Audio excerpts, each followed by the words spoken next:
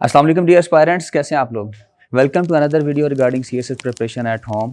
और आज की वीडियो में हम डिस्कस करेंगे जो अपकमिंग एग्जाम है सीएसएस का 2025 के हवाले से।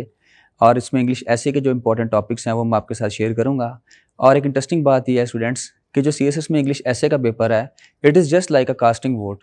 क्योंकि अगर आप बाकी सारे के सारे पेपर्स को स्केल में एक तरफ रखते हैं तो सीएसएस इंग्लिश ऐसे का जो वेटेज है वो ज़्यादा है। और अगर आप मेरे चैनल पे रेगुलर व्यूअर हैं तो आपको याद होगा कि मैंने 2024 में सीएसएस इंग्लिश ऐसे के वाले से जो वीडियो बनाई थी और उसमें 10 टॉपिक्स दिए थे स्टूडेंट्स को। अल्हम्दुलिल्लाह उसमें से जो 8 टॉपिक्स थे वो ना सिर्फ मेरी बुक में पहले से सॉल्व थे, बल्कि स्टूडेंट्स ने जो है उनको ईजिली प्रिपेयर किया और बाद में बहुत से स्टूडेंट्स ने मेरा शुक्रिया भी अदा किया। तो आज की वीडियो में मेरा मकसद यह है कि स्टूडेंट्स को पहले से जो है इन्फॉर्म करूँ कि कौन से टॉपिक्स जो हैं इस वक्त ज़्यादा इंपॉर्टेंट हैं। और एक इंपॉर्टेंट बात याद रखिएगा, आपने कभी भी जो है सिर्फ इन टॉपिक्स पे रिलाई नहीं करना। अगर आप इसके अलावा कोई और टॉपिक्स को इंपॉर्टेंट समझते हैं तो आप उनको बिल्कुल प्रिपेयर करें। और असल में मेरा मकसद ये है कि स्टूडेंट्स को जो है एक सर्कल आउट कर दिया जाए चीज़ों को, ताकि उनकी जो एफर्ट है और उनकी जो टाइम है उसको हम सेव कर सकें। चलिए बढ़ते हैं अपने टॉपिक्स की तरफ।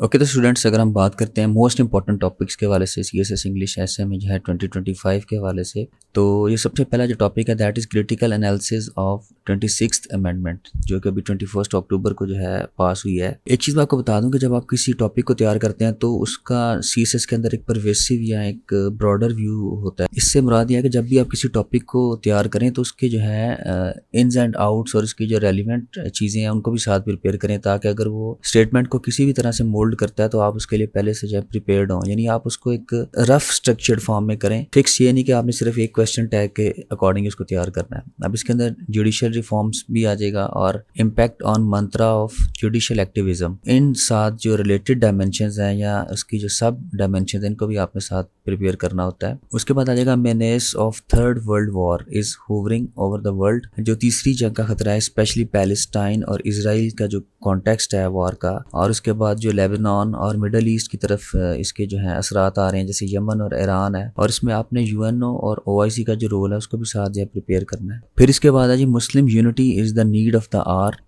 इस्लामोफोबिया वर्सेस द वेस्ट, तो it is very important topic. फिर उसके बाद आ जाएगा जी artificial intelligence, future of the world, applications, pros and cons. तो आर्टिफिशियल इंटेलिजेंस का जो बढ़ता हुआ यूज़ है और उसके क्या इम्प्लीकेशंस हैं और उसके क्या जो है इफेक्ट्स हैं, इनके जो है दोनों चीज़ें आपने करनी है। नेक्स्ट है जी good governance is the panacea to all the ills and remedies, governance crisis in Pakistan. तो इस हवाले से आपने गवर्नेंस के रिलेटेड जो है इसमें रिसोर्सेज भी आपने प्रिपेयर करने हैं, मैनेज करने हैं, इंफ्रास्ट्रक्चर, पाकिस्तान का पोटेंशियल और बैड गवर्नेंस जो है ये दोनों चीज़ें आपने तैयार करनी है। Then the next one is economic reforms, क्योंकि इकोनॉमी जो है that is the burning question nowadays. और economic reforms to drag Pakistan out of the crater, ways to forge economic ties with the developed world and economic reforms, ये बहुत ज़्यादा important topic है। फिर उसके बाद एजुकेशन के हवाले से जी let education be equipped with moral upgradation, aggrandizement या uplift, drastic changes in the education system, Celebi, skills, methodology. और इसके अंदर स्पेशली आप जो मॉडर्न स्किल्स हैं उनका भी हवाले से डिस्कस कीजिएगा। एक तो मॉरल ट्रेनिंग जो है वो तो बहुत ज़्यादा इंपॉर्टेंट है, प्लस ये कि जो हमारी एजुकेशन है that is old and outdated. उसके बाद आ जाएगा culture of accountability in letter and spirit can promote prosperity. तो पाकिस्तान के अंदर जो लैक ऑफ अकाउंटेबिलिटी का कल्चर है इस हवाले से जो है करप्शन इंक्रीज़ हो रही है। फिर उसके बाद globalization and national economies models to follow, ये बहुत इंपॉर्टेंट टॉपिक है। इस वक्त जो नेशंस राइज कर रही हैं, जो ग्रो कर रही हैं और ग्लो कर रही हैं, हमारे नेबर्स में भी और इंटरनेशनल मॉडल पे भी जो मॉडर्न टेक्निक्स हैं, या चाइना का मॉडल है, इंडिया का मॉडल है, बांग्लादेश का मॉडल है, उसके अलावा अरब जो इकोनॉमीज़ हैं उन्होंने भी अपने आप को जो है फॉसिल फ्यूल से निकाल के जो शिफ्ट करना शुरू कर दिया टूरिज़म पे और दूसरे जो हैं सेक्टर्स पे। तो आपने पाकिस्तान का भी इस हवाले से डिस्कस करना है। फिर political polarisation, the survival of the nation rests in cooperation and tolerance, जो सियासी जो है इंतशार या सियासी तौर पे जो एक रेडिकल और इनटॉलरेंस का कल्चर है इसको किस तरह से जो है कंट्रोल किया जा सकता है, स्पेशली जो है इन द रिसेंट कॉन्टेक्स्ट जो है। और इसमें जो है कि नेशनल जो एजेंडा है और नेशनल पॉलिसी मेकिंग है उसमें क्या नुकसान होता है, कौन कौन सी इंपॉर्टेंट चीज़ें जो मिस हो रही हैं। फिर environmental emergency can guarantee a haven for the upcoming generations, green house and green revolution, इस हवाले से भी जो है बहुत इंपॉर्टेंट है कि जो माहौल को इस वक्त प्रॉब्लम्स जो हैं वो फेस करना पड़ रहे हैं और इसमें ग्लोबल वार्मिंग भी आ जाएगा और सारे जो इश्यूज आ जाएंगे।